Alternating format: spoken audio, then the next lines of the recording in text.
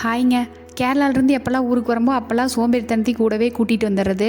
காலையில் எந்திரிக்கும் போது பார்த்திங்கன்னா எங்கள் அம்மா அப்போவே சமையல் வேலையெல்லாம் முடிச்சிருவாங்களா. அப்புறம் நமக்கு என்ன ஃபுல் டே வேலை, டிவி பார்க்குறது, சாப்பிட்றது, தூங்குறது, இதான் வேலை. இப்படியே இருந்துட்டு இருந்தால் இப்போ நல்லா தான் இருக்கும். ஆனால் திரும்ப கேரளா போகும்போது மறுபடியும் அங்கே போய் நம்ம வேலை செய்யணும்னு நினைக்கும் போது பேசாமல் நம்ம அங்கேயே இருந்திருக்கலாமோ அப்படின்னு தோணும். அதெல்லாம் இனி சரிப்பட்டு வராதுன்னு சொல்லிட்டு இங்கே அத்தை வீட்டுக்கு வந்திருந்தப்போ பாவக்காய் வாங்கி வச்சுருந்தாங்களா. சாப்பாடு தான் செய்யலான்னு யோசிச்சுக்கிட்டு இருந்தேன். திடீர்னு என்னமோ இந்த புளிக்குழம்பு மேலே கிரேவிங்ஸ் ஆகிடுச்சா. சரி அதை தான் பண்ணலான்னு சொல்லிட்டு அங்கே பண்ணோன்னா எனக்கு கசப்பு பிடிக்காதுன்னு சொல்லி வேண்டான்ட்டுருவாரா. இப்போ நான் மிஸ்டத்துக்கு என்ன வேணாலும் செய்யலான்னு சொல்லிட்டு எனக்கு பிடிச்ச மாதிரி தான் பண்ணியிருந்தேன்.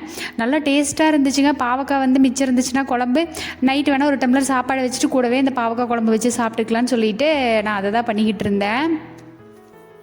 அப்புறம் நம்மளாம் மனசு ஏதாவது வேலை செய்கிறேன்னு சொன்னாலும் வேண்டான்னு சொல்லிடுவாங்க. நீ வர்றதே எப்பயாவது ஒரு நாள் பேசாமல் போய் ரெஸ்டடுன்னு சொல்லிடுவாங்களா. இதுவே பெரிய சோம்பேறித்தனம் ஆயிடுச்சு. கேரளாவில் இருக்கிற வீடு ரோட்டு மேலே இருக்கிறதுனால எனி டைம் வண்டி போயிட்டே இருக்குமா. அங்கே தனியாக இருக்கிற ஒரு ஃபீல் இருக்கவே இருக்காது. எப்பயும் சவுண்டு கேட்டே இருக்குமா. ஆனால் இங்கே இருக்கும்போது கொஞ்சம் தனியாக இருக்கிற மாதிரி ஃபீல் ஆகுது. அதுக்காகவே டிவி காலையில் போட்டால் சாயந்தரம் வரைக்கும் ஆஃப் பண்ணுறதே இல்லை. அவ்வளோதான். பாவக்காய் குழம்பு